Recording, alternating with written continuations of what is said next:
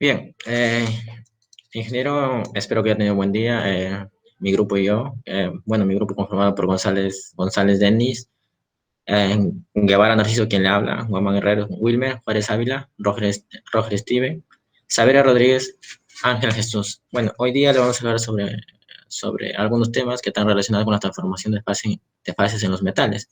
Bueno, yendo al punto, tenemos a cuatro temas.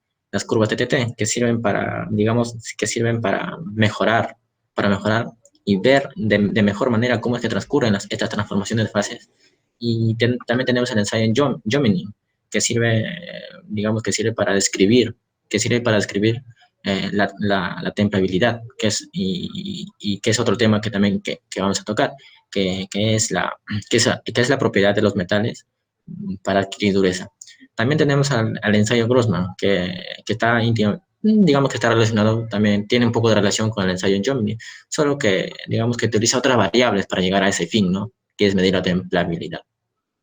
Bien, eh, como definitivamente nosotros no podemos simplemente hablar de un tipo de metal. Eh, Sabemos que hay muchos tipos de metales. Hay mucha versatilidad, mucha variedad de metales. Esto se da gracias a sus propiedades mecánicas, a sus diferentes propiedades mecánicas que tienen los metales. Gracias a ellas es que podemos diferenciar, ¿no? Los tipos de materiales. Y estos materiales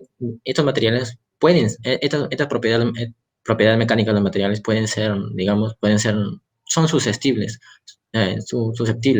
pueden ser cambiables, podemos manipularlos, por medio, digamos, por ejemplo, por medio de la temperatura, de la presión, etcétera, ¿no?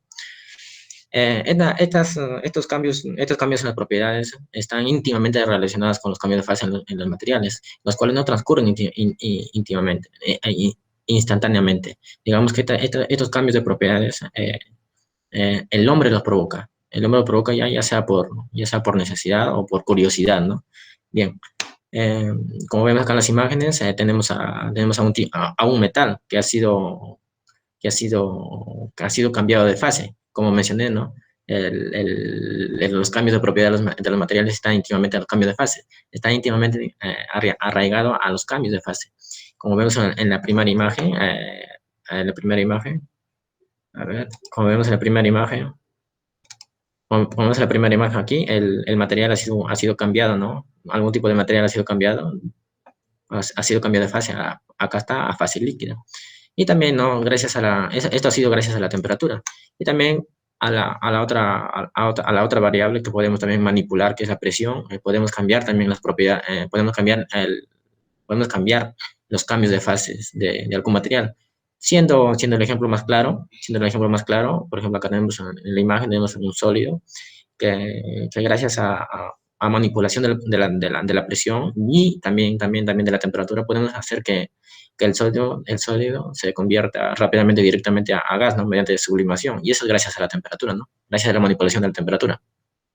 Bien, pasando a otra imagen. En la transformación de fase. Bueno, para las transformaciones de fase, decimos, ¿no? Que como los materiales están sometidos a temperatura, digamos que para que haya una transformación de fase, los materiales están sometidos a temperatura, están sometidos a cambio de temperatura. Y cuando están sometidos a alta temperatura, entonces, al transformarse una fase por otra, va a ocurrir un cambio de estructura en su estructura cristalina. Eh, Va a haber un cambio en su estructura cristalina. Poniendo como ejemplo, por ejemplo, no sé si se logra ver, poniendo como, por ejemplo, supongamos que tenemos una aleación de, no sé, de 0,5 por acá, ¿no? De 0,5% de carbono, ¿no? Y a una temperatura de 1800 grados centígrados. Tenemos una aleación a esa temperatura, entonces, ¿no? Nos encontraremos por acá, más o menos por donde está el cursor, ¿no? Vemos que nos encontramos en la fase austenita, en la fase austenita. Y como sabemos, esta fase tiene una estructura cristalina de FCC, cúbica central en las escalas. Y conforme nosotros hagamos variar la temperatura, va a haber una transformación de fase, va a cambiar la fase. ¿Cómo así? Por ejemplo, como nos encontramos a una temperatura, digamos, de 1800 grados centígrados, a una concentración de 0,5, hemos dicho, ¿no? Supongamos que hacemos variar la temperatura y lo disminuimos. Lo disminuimos. Cuando disminuye, vamos a llegar a la fase de sólidos. Y en el instante en que llegamos a la fase de sólidos, va a ocurrir, ahí es donde va a ocurrir la transformación de fase. De la fase austenita va a comenzar a transformarse en fase ferrítica. ¿Qué quiere decir? Que apenas, entonces, ¿no? En esta parte es donde va la fase austenita, va a empezar a convertir en ferrita.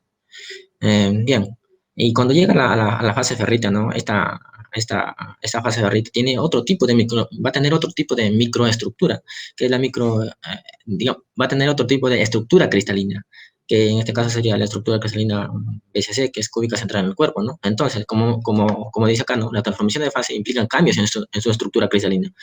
Partimos de una fase austenita que tiene una estructura FCC a otra fase que tiene una estructura BCC, que es la ferrítica.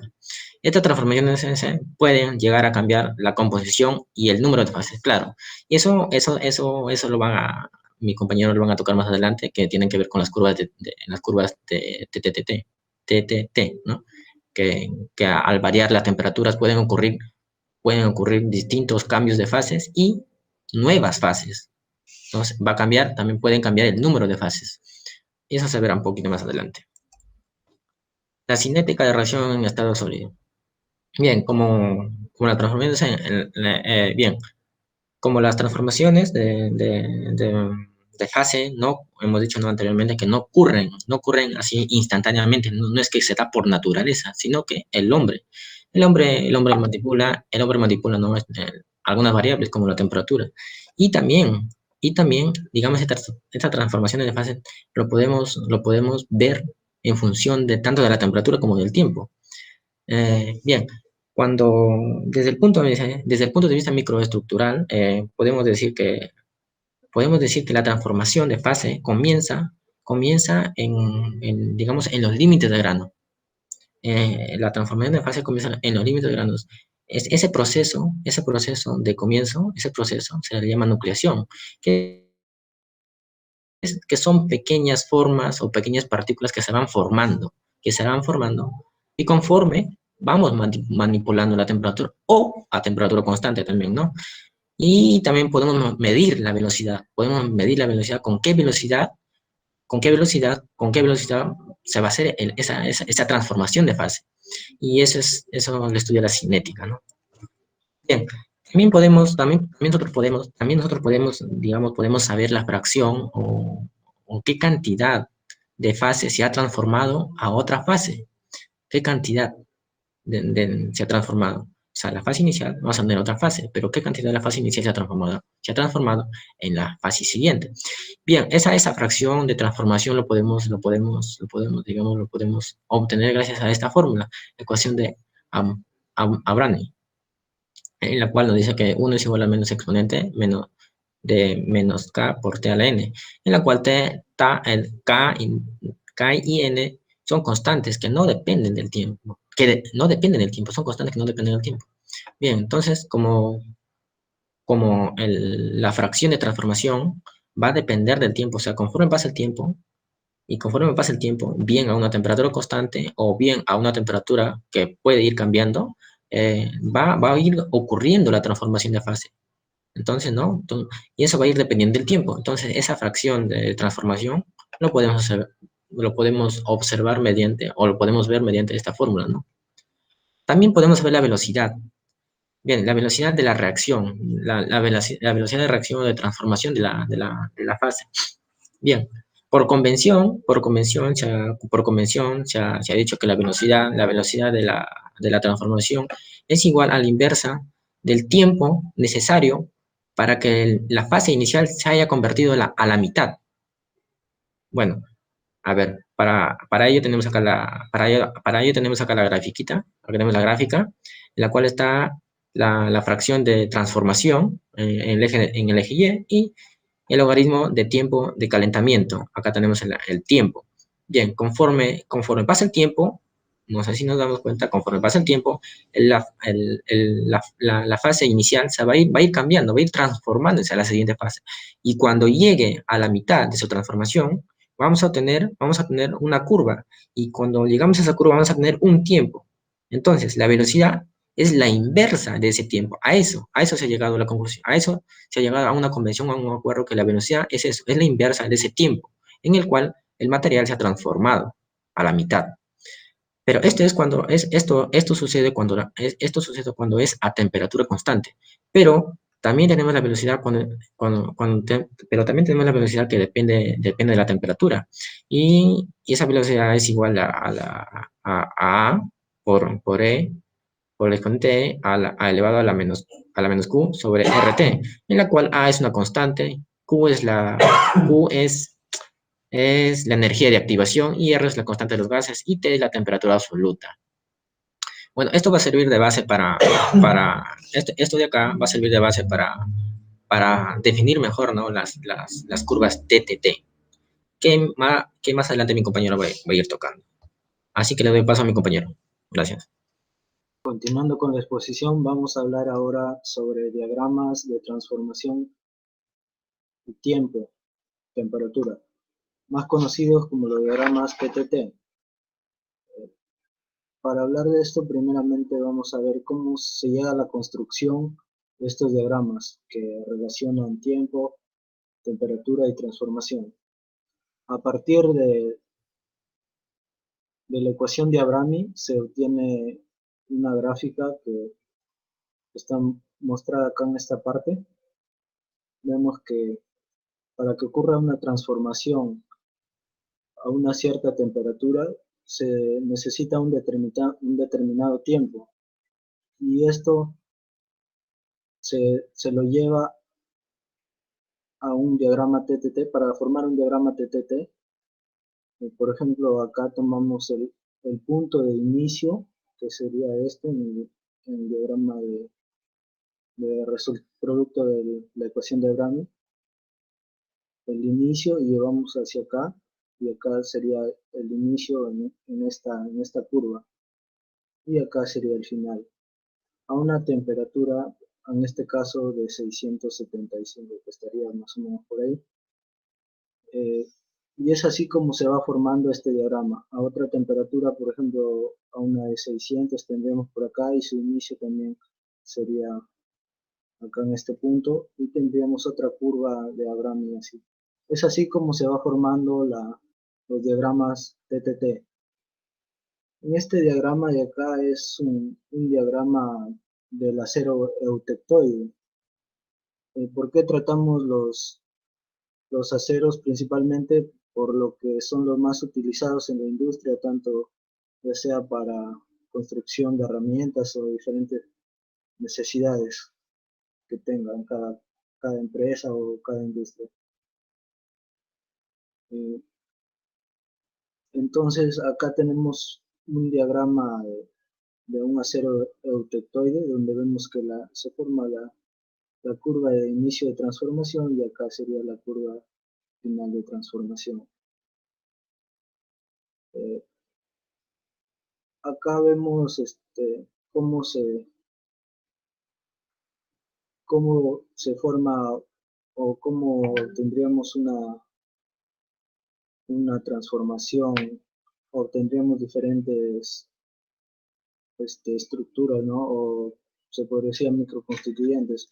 Por ejemplo, si hacemos un enfriamiento rápido hasta una temperatura más o menos 620, en esta línea KB, y a esa temperatura lo mantenemos constante, podemos ver que acá en el punto C iniciaría la transformación más o menos a unos 3 segundos, se podría decir, y a partir de ahí toma un tiempo para que toda la austenita que está en la parte superior se transforme en perlita, que es la siguiente fase, ¿no?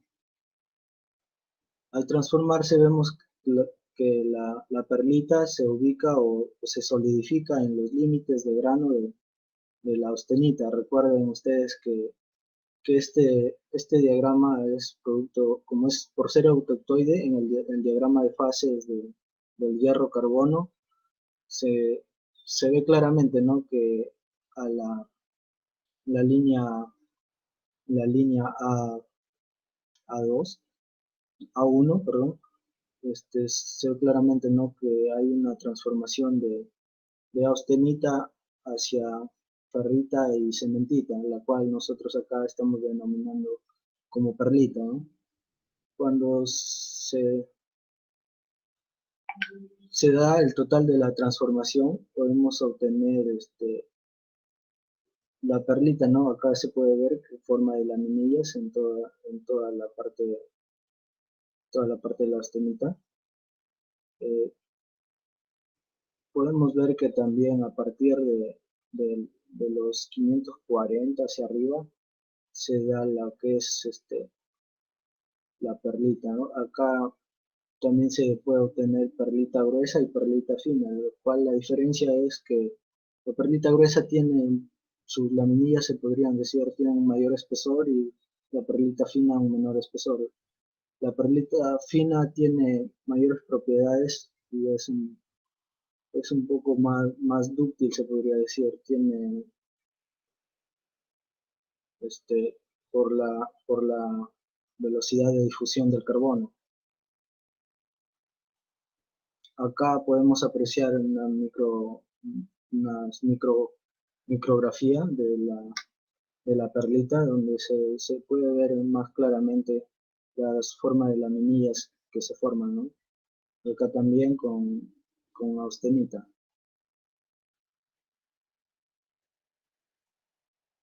Acá este diagrama es el mismo del eutectoide. Acá se puede apreciar que por acá está la austenita, tenemos perlita, tenemos vainita y martensita. La martensita más o menos se inicia a los 212, la perlita a los 540 y de ahí hasta los 720 se puede obtener perlita, ¿no? Y a partir de los 720 hacia arriba tenemos la austenita, 100% austenita.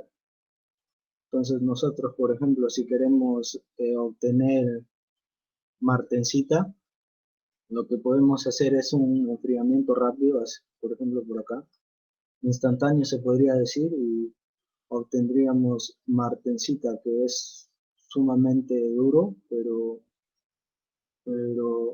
es un poco más frágil.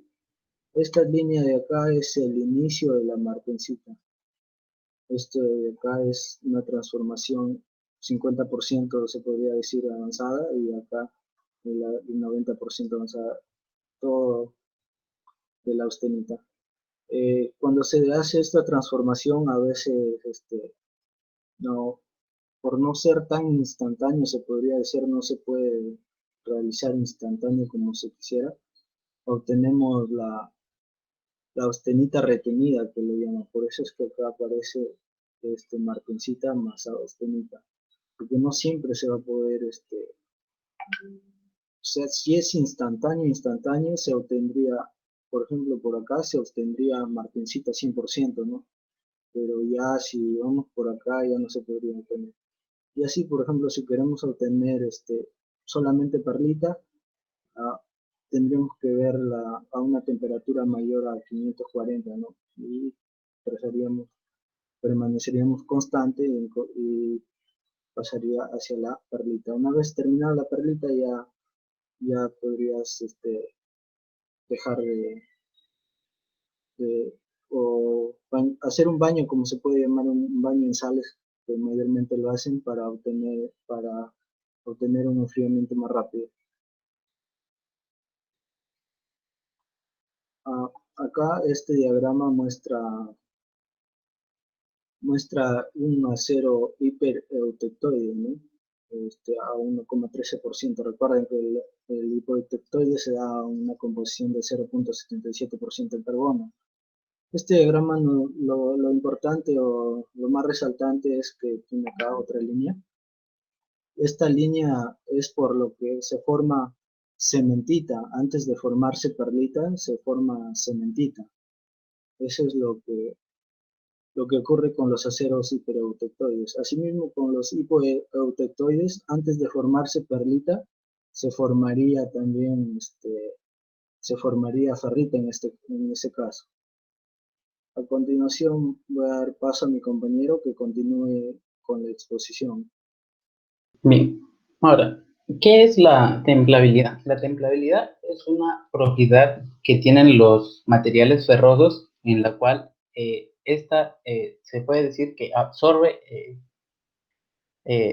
perdón, este material adquiere dureza. Pero exactamente, ¿qué indica la templabilidad? La templabilidad indica la profundidad a la cual el material que se está tratando se endurece. O sea, desde la superficie hasta la parte más interior de que se endurece, eso es lo que se explicaría la templabilidad. Bien, este gráfico de aquí indica lo que es una relación entre la dureza y el porcentaje de carbono que se tiene contenido en la lesión.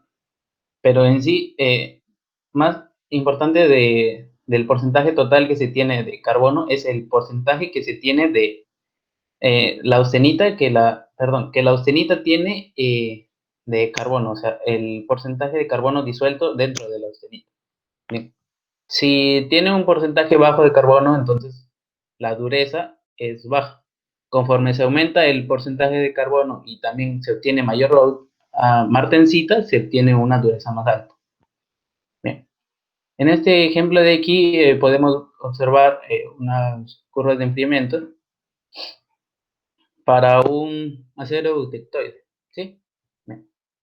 Podemos observar que si se tienen diferentes velocidades de enfriamiento, conforme esta velocidad sea más lenta, se van a obtener fases donde la austenita se va a transformar en otra cosa que no sea martensita. Por ejemplo, en esta área de aquí, parte de la austenita se va a transformar en perlita. Bueno, si se tiene una velocidad mucho más lenta y se completa toda esta fase, toda la austenita se convierte en perlita. Pero nosotros deseamos martensita para poder hallar la templabilidad del material, por lo que necesitamos tener una velocidad mínima, o sea, la velocidad crítica, con la cual siempre tengamos martensita. Si tenemos una velocidad mucho menor a esta, se va a tener parte de austenita transformada en perlita y se tendrá martensita en menor porcentaje. ¿Cómo se distribuye la dureza? En esta figura tenemos lo que serían tres barras de un diámetro de 100 milímetros de diferentes de aceros, del IC-D2, del IC01 y el ICW1. Se tienen estos después de que se ha realizado un enfriamiento, ya sea por temple o, bueno, por otra manera. Bueno, en este caso se tiene enfriamiento por agua, que es el ICW1, y los otros dos se realizan por aceite. El ICW1, a pesar de ser enfriado con agua, que es más rápido que con aceite, observamos que a medida que nos acercamos hacia el centro, desde el exterior del diámetro hasta el centro, observamos que su dureza cae muy rápido. ¿Por qué? Porque este material no está aliado, o sea, tiene pocos elementos aliantes. Por lo que unas partes se transforman en ferrita o dependiendo de cómo sean sus curvas TTT. El IC01 tiene unos cuantos elementos aliantes, por lo que conforme desde el exterior se acerca hasta el interior, la dureza no cae tanto. Y el ICT2 está mucho más aliado, por lo que desde el exterior hasta el interior se observa por decirlo así, una manera, se mantiene la dureza conforme se va acercando hacia el centro. Como hemos visto ya, los elementos aliantes influyen sobre la templabilidad de los aceros. Algunos elementos que no forman carburos hacen que esta como rodilla que se forman de las curvas TTT se desplacen a la derecha. Estos elementos se llaman gamagnos, que permiten que el área de austenita que se tiene libre sea mayor. Y los elementos halógenos hacen que se desplace estas curvas se desplacen más a la izquierda, se apeguen, por lo que es más difícil tener un gran porcentaje de austenito. ¿Sí? Por ejemplo, estos elementos forman carburos, por lo que las curvas se deforman y se podrían tener hasta 2 rodillas o incluso más. Como se tiene el ejemplo de este de aquí, que es el acero aliado tipo 4340, donde observamos que para obtener eh, gran parte de martencita se necesita una velocidad muy rápida de enfriamiento. Bien, ahora el ensayo Jominin está a cargo de mi compañero Juan Herreros. En este ensayo es donde se obtiene cómo varía el temple por distancias cuando se aplica desde un extremo. Él lo explicará mucho mejor. Ensayo Jominin. Como ya mencionó mi compañero, es un ensayo que nos permite describir la templabilidad de un material mediante el proceso de temple. En este caso, el ensayo Jominin, ¿en qué consiste? Vamos a realizar un temple a nuestra probeta. Acá tenemos, esto ya está estandarizado ya. En nuestra probeta, por ejemplo, tenemos acá un diámetro de 25 milímetros y tenemos también una longitud de 100 milímetros. O también puede ser una pulgada, en el caso de trabajar en pulgadas, y 4 pulgadas de longitud, ¿ya? Además de eso, tenemos que tener en cuenta que nuestra probeta debe tener un sistema de sujeción para realizar el proceso de enfriamiento, como lo vemos acá. Este sistema nos va a permitir colocar en nuestra estructura, donde vamos a realizar el proceso de enfriamiento. A continuación, vamos a ver en una imagen un poco donde se realiza el caso. Y esta parte nos va a servir para realizar nuestro ensayo Jominin a nuestra probeta. Acá tenemos que el chorro de agua va a estar a temperatura ambiente, que es 24 grados centígrados aproximado, y el diámetro de la tubería de salida de agua debe ser de 1 pulgada, además de la altura que debe llegar el chorro a una presión constante, debe ser de 12.5 pulgadas, milímetros, ¿ya? Y 12.5 milímetros, debe de ser acá la distancia de la probeta a a la tubería. Pero el chorro de agua debe llegar a una altitud de 2.5 pulgadas aproximadamente. Digamos que, o sea, cuando no está la probeta instalada debe llegar a esta altura más o menos. Y cuando se coloca la probeta, esta agua acá debe formar acá una especie de círculo para que se desarrolle el enfriamiento de nuestra probeta. Acá podemos ver en el caso del desarrollo del calentamiento de la probeta, este es un horno de mufla. Este horno nos va a permitir llevar a nuestra probeta a una temperatura tal que se realice la austenitización total, que es de acuerdo al tipo de aleación, o sea, de acuerdo al tipo de acero que vamos a tener, se va a realizar aproximadamente de 722, 720 hasta unos 850 grados, ¿no? Y acá, cuando lo mantenemos ahí por un lapso aproximadamente de 40 minutos, acá lo retiramos a través de estas tenazas, como pueden ver acá, el operario está sacándolo ya del horno y lo lleva acá, a nuestro sistema de enfriamiento. Acá va a estar nuestro sistema. Como les comenté, que acá va a estar la estructura para instalar la probeta. y lo instalamos, pero el tiempo que demores en sacar la probeta del horno a tu sistema de enfriamiento debe ser mínimo, de tal manera que la temperatura no varíe mucho en ese lapso, ¿no?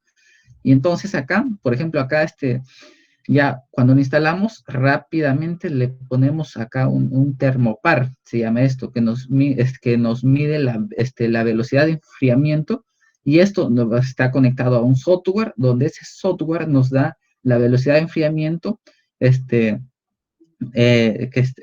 sale de la temperatura y el tiempo, ¿ya?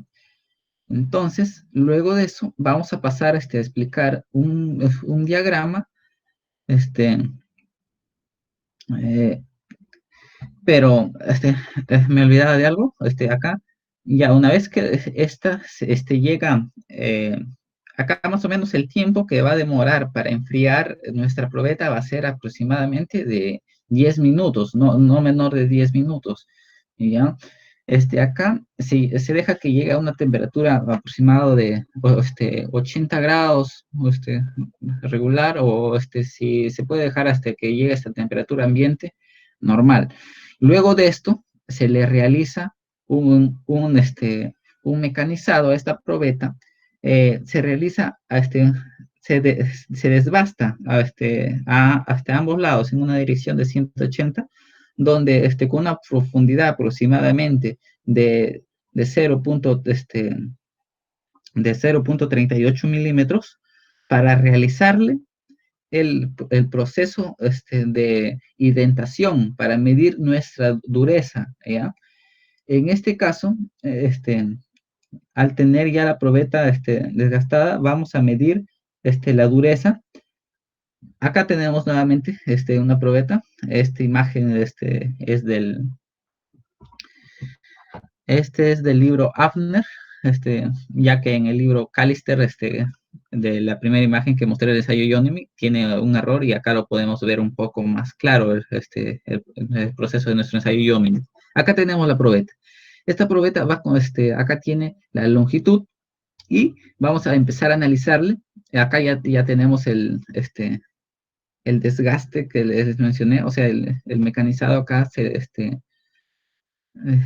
a una profundidad de 0,38 milímetros. Y acá se le realiza el proceso de indentación, donde acá podemos ver que entre más cerca al líquido de enfriamiento, nuestra dureza que vamos a lograr de nuestro material va a ser mayor, y esta dureza la vamos a medir en grados Rotwell, ¿ya? Y como vemos, a medida que nos vamos alejando se podría decir, donde entra el lugar de enfriamiento, la dureza va bajando, hasta que acá tenemos la gráfica de cómo, de acuerdo a la distancia. Estas distancias de medidas de indentación van a ser de un 16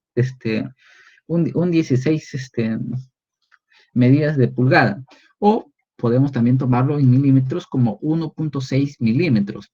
Acá tomamos esta distancia hasta 12.5, más o menos, que va a estar por acá, 12.5, y luego vamos a tomar, a partir de acá, vamos a tomar otras medidas ya a una distancia mayor, ya que nuestra estructura, el enfriamiento acá se va a estar un poco más cerca, ¿no? Entonces podemos tomar o sea, la dureza va a ser un poco más constante, y podemos tomar distancias mayores. Luego vamos acá a ver nuestras curvas de velocidad de enfriamiento, ¿no? Como vemos acá, en la primera parte de indentación, acá logramos una curva que obtenemos totalmente martensita, ¿no? O sea, es lo más que se puede lograr, o sea, para endurecer nuestra probeta, ¿no? Y ya a medida que la distancia de enfriamiento es mayor, ya vamos a tener ya más compuestos. Acá, por ejemplo, tenemos esta curva de acá, que viene por acá, y ya entran a nuestra fase de donde podemos obtener austenita, vainita, y acá ya obtenemos acá martensita, ferrita y vainita, ¿ya? Y así, pues, de acuerdo a la distancia, vamos obteniendo nuestras estructuras en nuestra probeta, ¿ya? Luego, vamos acá. Acá se ve un poco más claro cómo se estandarizó nuestra curva de enfriamiento de acuerdo a la distancia del contacto con nuestro líquido de enfriamiento. Este es del libro Steele, y de acuerdo a la distancia podemos ver que nuestra curva nos señala la velocidad de enfriamiento que tenemos, ya que cuando empezamos a enfriar acá, nuestras diferencias de temperatura para cada una de las distancias, en cada instante van a ser diferentes, ¿ya? También, en este caso, tenemos que tener en cuenta, los casos anteriores, es para un caso ideal, ¿no? Pero en este caso, por ejemplo, acá tenemos una región ya para, ¿qué pasa? Si yo realizo diferentes experimentos al mismo material y en las mismas condiciones, yo no voy a tener una sola curva, voy a tener una pequeña región por distintos factores, ¿no? Que pueden ocurrir en el proceso del ensayo de Jomini. Y acá, también en esta imagen, podemos ver cómo es que, de acuerdo a la aleación del acero, nuestra dureza, acá tenemos la escala de dureza y acá tenemos la escala de distancias en milímetros. Acá, de acuerdo al tipo de aliante que vamos a obtener, nos va a dar nuestro diagrama, ¿no? Y en este caso, pues, podemos observar que la dureza para esta aleación va a ser mayor que el resto. ¿Por qué? Porque va a depender mucho del porcentaje de carbono y el resto de aliantes que vamos a tener a nuestro acero, ¿no? Y de acuerdo a esta dureza de cada uno, podemos determinar la templabilidad de nuestros materiales. O sea, pues, podemos describir la templabilidad, ya que en muchos de los casos la templabilidad es muy importante para seleccionar materiales de acuerdo a las aplicaciones que ya se tienen en la industria. Vamos a poder seleccionar y por ejemplo, ya no solo con el resto de características, por ejemplo, ductilidad, sino también, ya para este caso, por su templabilidad de los materiales podemos elegirlos, ¿no? Bueno, eso es todo esta parte del ensayo Jomini. A continuación dejo a mi compañero para que siga la exposición. El ensayo de Grossman. Factores que influyen en la profundidad del ensayo de Grossman sería, 1, la forma y tamaño de la sección transversal, ¿sí? Aquí en esta diapositiva podemos ver, ¿no? Aquí hay una barra, ¿sí? Circular, ¿sí? Hay una barra circular. Entonces, esta es una forma del material, es circular en este caso, pero también puede haber rectangulares. O sea, este circular también puede haber rectangulares. Entonces, pero la forma de la sección transversal sí influye mucho en la extracción del calor. La barra de sección transversal, la barra de sección transversal circular presenta mejor profundidad de endurecimiento que una barra de sección transversal rectangular. Ahora, en tamaños, aquí en esta imagen nos damos cuenta, las dos imágenes tienen la misma forma circular, ¿sí? Entonces acá solamente vamos a comparar tamaños. En la imagen nos damos cuenta que este tiene un tamaño, ¿sí? Y analizamos desde la superficie hasta su núcleo. Muy bien. Vemos que empieza con una dureza que está entre un poquito más abajo de 60, y conforme nos acercamos al núcleo, esta dureza va bajando, ¿sí? La concentración de martensita también va bajando conforme se acerca al núcleo. Ahora, pero baja, o sea, en el núcleo tiene una, baja hasta un 50% aproximadamente, un poco más, un poco menos digo, y su dureza también no baja tanto. En cambio, en una sección transversal circular, pero de diámetro más grande, vemos que empieza, ¿no? Por la superficie, empieza también casi con la misma dureza, casi, un poquito menos. Pero comienza a bajar conforme nos acercamos al núcleo más rápidamente. Y en el núcleo tiene muy baja dureza y la concentración de martensita es muy poca, posiblemente casi nada. O sea, sí afecta el tamaño de la sección transversal en el endurecimiento, ¿sí? A profundidad. Muy bien, entonces este es un factor. Afecta la forma y el tamaño de la sección transversal. El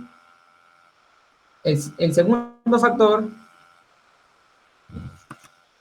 factor sería endurecimiento del material. Sobre endurecimiento del material hablamos, ya ha sido tocado de qué trata con mi compañero Denis, ¿sí? Donde habló que eso viene a ser la capacidad del material para alcanzar un cierto nivel de dureza según su cantidad de carbono que tiene o las aleaciones que presente este material, ¿no? Aquí están según sus cantidades de dureza y según la aleación se mantiene estable, ¿no? La dureza en todo su anchura. Esa es otra. Y la tercera condición es la de enfriamiento, que lo analizamos en la parte B, en esta parte de la imagen, ¿sí? En esta parte de la imagen. ¿Qué vemos en esta parte de la imagen? En esta parte de la imagen vemos que en el primero hay un material no aleado, un acero no aleado, y este es un acero aleado. ¿Está bien? Luego, tenemos que cada uno tiene una velocidad crítica, pero la velocidad crítica en el no aleado, ¿sí? En el acero sin alear, es mayor que la velocidad crítica del acero aleado.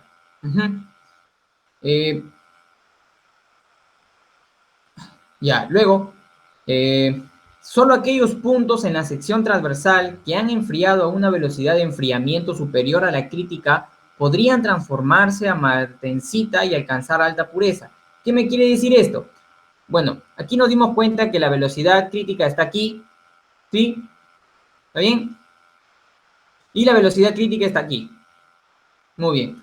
¿Qué nos damos cuenta? Nos damos cuenta que primero en el no aleado vemos que aquí hay una curva, ¿la ven? Esta curva que indica que la superficie, desde aquí hasta aquí, hay martensita. Y desde aquí hasta aquí, también hay martensita. Listo. Y desde aquí hasta aquí, ya no. Muy bien. ¿Cómo así? O sea, aquí es duro y aquí ya no es duro. Aquí es duro, aquí ya no es duro, ¿no? De una manera un poco vulgar diciéndolo, ¿sí? Ahora, este de aquí, esta curva, viene a ser el A, que viene a ser enfriamiento por agua. Y esta curva B viene a ser el enfriamiento de aceite. Entonces, si yo uso el enfriamiento de agua, se podría decir que sí llego por unos cuantos momentos o unos cuantos instantes, sí llego a vencer la velocidad, sí llego a la velocidad crítica, ¿no? Sí llego superarla, o la velocidad que necesito. Entonces, esta curva representa una cantidad del acero que se ha endurecido, ¿sí? Y lo demás no se ha logrado endurecer, porque esa zona, esa cantidad de acero se va a enfriar a una velocidad menos de la velocidad crítica. Por lo tanto, no se va a endurar. Ahora, vemos en el aceite, ¿sí? Que el aceite ya está, bueno, ya está por debajo ya, pues, de la velocidad crítica. La velocidad crítica está acá arriba, entonces ya está por debajo, ¿sí? Entonces, el acero no aliado con aceite no endura, ¿sí? Por eso acá está, no se ve endurado. En cambio, acá en el A sí, mira, se endura en la superficie mayormente, ¿sí? Tiene un pequeño grosor, pero ya en el núcleo ya no se endura, ¿sí? Ahora, ¿qué pasa en un aliado? En un aliado, si tú lo enfrías en agua, ¿sí? Si tú enfrías el aliado en agua, su enfriamiento, como tiene una velocidad muy por encima de la velocidad crítica. Y por lo tanto, ofrece una profundidad de endurecimiento total. O sea, totalmente se endura. Acá está todo pintado. Todo se endura, ¿sí? En cambio, en el B, que es la curva de aceite, sí tiene una cantidad de endurecimiento en la superficie, pero ya casi en el centro, si se ve aquí en el centro, no hay endurecimiento ya. O sea, tiene una capa, sí, se podría decir gruesa, ¿no? Pero en el núcleo no está endurecido. En el núcleo no se forma la martensita. Muy bien. Entonces, ese es el proceso que sucede al enfriar en agua, en un aliado, se obtiene poco, ¿sí? Y en un aceite, agua, en un no aliado, con agua se obtiene poco y en aceite no se obtiene nada. En un aliado se obtiene bastante, ¿sí? Para cuando lo fríes con agua, y cuando lo fríes con aceite se obtiene una parte, pero el núcleo, en el núcleo no hay martensita y no está duro, ¿verdad? Muy bien. Siguiente. Entonces, con esas tres condiciones ya sabemos cómo es que se endura, ¿verdad? Cómo es que se da el endurecimiento transversal. Entonces, vamos a hablar ahora de el ensayo de Grossman. El ensayo de Grossman sirve para determinar la templeabilidad del material.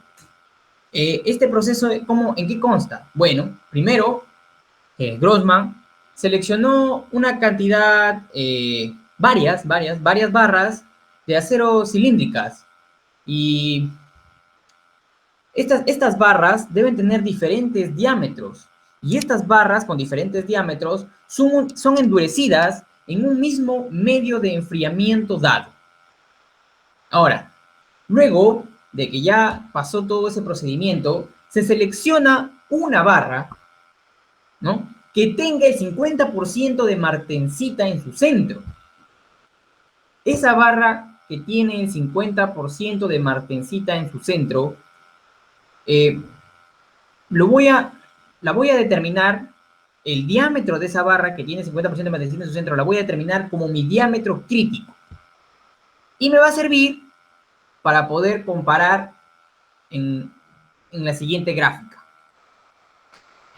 Cuando ya seleccioné el diámetro crítico de la barra, que tiene 50% de martensita en su centro, puedo decir que los que tienen menor diámetro que la barra de 50% de martensita, o sea,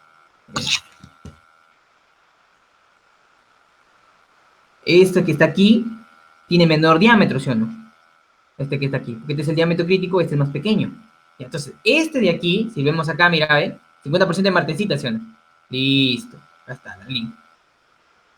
Este está más arriba. ¿Qué me quiere decir? Que aquí hay más concentración, o puede que haya más del 50% de martensita en su centro. Hay más concentración, cuando el diámetro es más pequeño que tu diámetro crítico.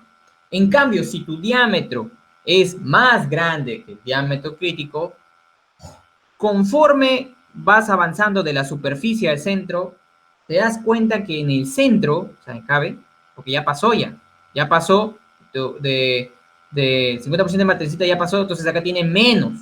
Acá es más martensita, menos martensita. Acá tiene menos. ¿Y dónde se presenta este menos? En su diámetro, porque para acá aún hay martensita. Para aquí aún hay martensita, aquí también. Para aquí hay una martensita, pero en el centro ya no hay. Y conforme el diámetro es más grande, el núcleo comienza a estar más vacío y también aumenta, ¿no? Ve, el núcleo, el hueco donde no hay martensita, no está duro.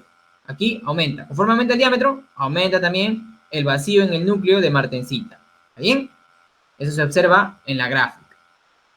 Entonces aquí dice determinación de diámetro crítico según Grossman, ¿no? Que está en la bibliografía.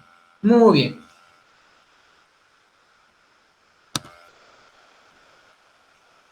Luego, cambio de enfriamiento. Ah, ya.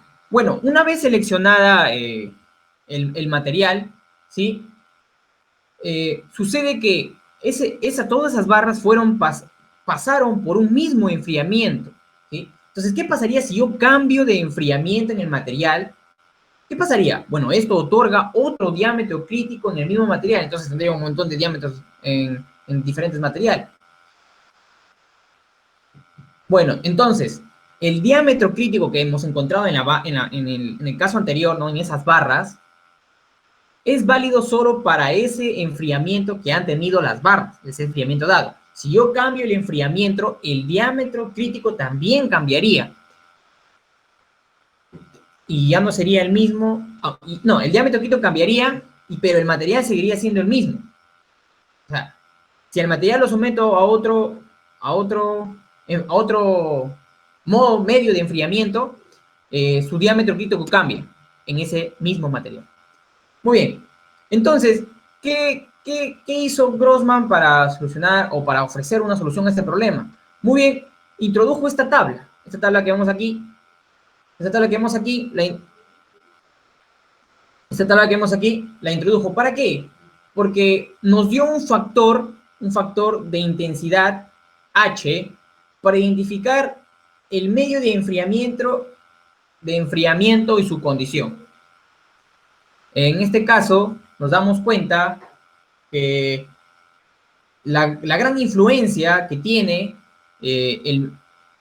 la agitación, porque acá dice no agitación, moderada agitación, buena agitación, violenta agitación. Entonces, la agitación en el medio ofrece una gran influencia para la intensidad de enfriamiento que ofrece el medio. Y es evidente, pues, es evidente la influencia, porque mira, acá no agitación, tienes el 0.25 a 0.3 y va aumentando conforme aumenta la agitación. Una violenta agitación ya aumentó bastante, ¿no? Y se nota en todos los medios, que va aumentando. Claro, que aumentan de diferentes, o sea, poco, otros varían bastante, ¿no? Pero todos aumentan, ¿no? Y se evidencia la relación. Entonces, este factor H es importante. Ahora, ¿para qué me sirve este factor H? Bueno, este factor H me sirve para analizar la siguiente tabla. Porque, ¿cómo se originó esta tabla? Bueno, para determinar la temperabilidad de un acero independiente del medio de enfriamiento, Grossman comenzó a analizar con una idea de un diámetro ideal llamado DI, ¿no? Estamos viendo acá, ¿ve? Diámetro ideal crítico de M en milímetros, ¿ya? Luego, en ese diámetro, o sea, imaginó el primer caso que vimos de las barras, lo imaginó, pero con un diámetro ideal, ¿sí? A ese diámetro lo llamó ideal, y ese diámetro cumplía con que produciría 50% de martensita en su centro. Ya, entonces ya tengo un diámetro crítico, ideal, ¿verdad? Listo. Luego, pero con su proceso de enfriamiento, ¿cómo se dio? Bueno, él dijo que el H, ¿verdad? ¿Qué pasaría si el H lo considero infinito? ¿Cómo así? O sea, que el proceso de enfriamiento en la superficie, ¿no? El proceso de enfriamiento en la superficie se da tan rápido, o sea, indica que si reduzco la temperatura en la superficie del acero en a la temperatura del líquido, con el que lo estoy enfriando a cero, en un tiempo cero, ¿sí? O sea, cuando yo lo enfriaba con agua, tenía su tiempo para que vaya a la temperatura del agua, ¿no? Para que se mantenga en equilibrio. Entonces, él dijo, este H que ofrece este líquido, ¿no? En su respectiva agitación, dijo, lo que me ofrece es un H infinito, o sea, que el tiempo, en un tiempo cero, ¡fum! Al toque se enfría, así. Entonces, ¿qué sucede? Con este H y con este D ideal, comienza a compararlo en una tabla que construyó con sus colegas de esta manera. Por ejemplo, aquí vemos, ¿no? Esta es la tabla, y aquí vamos a analizar en un cuadrito más pequeño, y aquí hay unos ejemplitos que puedo utilizar. Bueno, acá es más complicado, pero lo voy a intentar hacer de manera más simple, ¿no? Si yo tengo un metal A, que es enfriado, este metal es enfriado con un factor de H 1, ¿está bien? Este metal acá están los valores de factor H, ¿está bien? Estos son los valores de factor H. Entonces, yo enfrío el metal, ¿sí?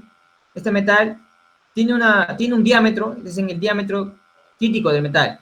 El diámetro crítico del metal de este es 28. Puedo escribirlo, ¿no? Este diámetro es 28. ¿Sí? 28 milímetros.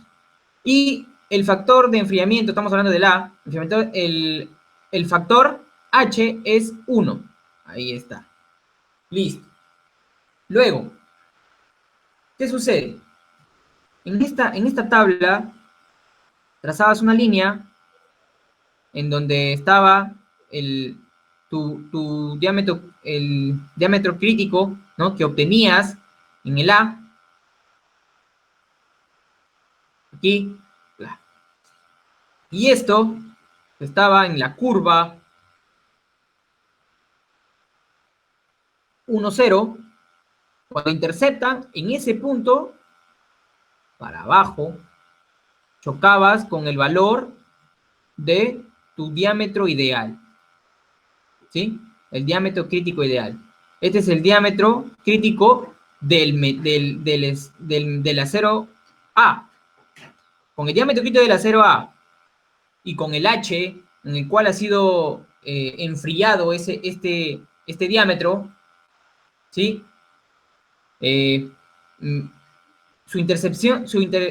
La intercepción de la curva de H con la horizontal en el diámetro, ese punto, cuando lo bajo para analizarlo en el eje del diámetro ideal crítico, llego a que es 48. Entonces, este número es el valor del diámetro ideal, del diámetro crítico ideal.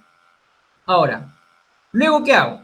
Ya tengo el diámetro ideal crítico de A, 48. Y luego hago lo mismo con B, ¿sí? Este es enfriado con un H de... Claro, acá ya me están dando los valores, por eso tengo que verlo. 0,4, ¿sí? 0,4. Y su diámetro inicial, su diámetro crítico del metal B es 20. ¿Sí? Porque acá hay, como está la mitad, 4 por acá, 4 por acá, son 20. 20. Listo. Entonces, la intercepción se da en este punto y analizo y está aquí, ¿no? Que está entre 48 y 56. La mitad entre estos dos sería 52. Entonces, el diámetro ideal crítico de B es 52. Entonces, el diámetro ideal crítico de B es mayor que el diámetro crítico de A. ¿Qué me quiere decir esto? Esto me quiere decir que el, que el metal B tiene mayor templabilidad, que el metal A. Y eso también nos hace ver que el diámetro ideal I es una medida de templabilidad de acero independiente del enfriamiento, ¿sí? Porque estamos trabajando con el factor de intensidad, ¿no? O sea, ya todas las curvas están dadas en el factor de intensidad, solamente analizas el diámetro crítico, ¿sí? Y luego buscas en la tabla en qué curva estás trabajando de factor de intensidad. Y así encuentras el diámetro ideal y luego comparas los dos metales para saber quién tiene mayor templabilidad. En este caso tiene B porque me da un mayor diámetro ideal. Para convertir los valores de diámetro crítico a diámetro ideal. ¿Sí? Entonces, y así fue el proceso del ensayo Grossman para hacer esta comparación. Por eso necesitaba exponer los valores anteriores. Muchas gracias. Ahí acaba la exposición. Mi compañero va a decir las conclusiones. Bien. Bien. Bien. Entonces, ya habiendo haber estudiado, ¿no?, las curvas TTT y algunos ensayos, como es el ensayo Jominy y el ensayo de Grossman, ¿no? Bueno, las transformaciones, como vemos, que dependen bien de mucho de la temperatura, tanto también del tiempo, a simple vista nosotros no podemos determinar, no podemos determinar a qué tipo de transformación vamos a llegar, o a qué tipo de metal, o a qué tipo de metal vamos a llegar. Entonces las curvas TTT sirven para eso, ¿no? Para ver a qué tipo, en este caso, por ejemplo, en el diagrama de hierro-carburo, ¿no? Entonces, gracias a la curva TT, nosotros podemos determinar a qué tipo de acero o qué tipo de material vamos a obtener, porque a simple vista se nos va a hacer complicado, entonces, ¿no? Entonces, es para eso que utilizamos los diagramas TT. Como he visto anteriormente, gracias a los diagramas TT, nosotros podemos tener diferentes tipos de acero, y vamos a pasar por diferentes tipos de fase. Entonces, eso lo podemos ver gracias a las curvas TT. Y también, ¿no?, las propiedades de la templabilidad tocada por mi compañero, ¿no?, la capacidad de un metal para transformarse o para convertirse en martensita, ¿no? Y la capacidad de un metal para convertirse en martensita, ¿no? Esta propiedad es importantísima, ya que con ello podemos decir, ¿no?, podemos obtener aceros altamente duros, ¿no?, altamente resistentes y que son de buena calidad. Y eso es gracias a la templabilidad. Pero entonces, ¿cómo también determinamos la templabilidad? Gracias a ensayos, como es el ensayo Grossman o el ensayo Jominy, ¿no? Bueno, la conclusión, ¿no?, es la conclusión, ¿no?, que tanto las curvas TTT son vitales para saber a qué tipo de material vamos a llegar, y los ensayos, ¿no?, que sirven, son de mucha ayuda para hacer, como se dice, pruebas, tanto de dureza, ¿no?, para hacer pruebas de dureza, de templabilidad, ¿no?, del material, en este caso, para medir a la martensita, para medir ¿cómo se dice?, la dureza, o para medir la templabilidad, que es la capacidad del metal, ¿no?, para convertirse en martensita. Bueno, eso ha sido todo.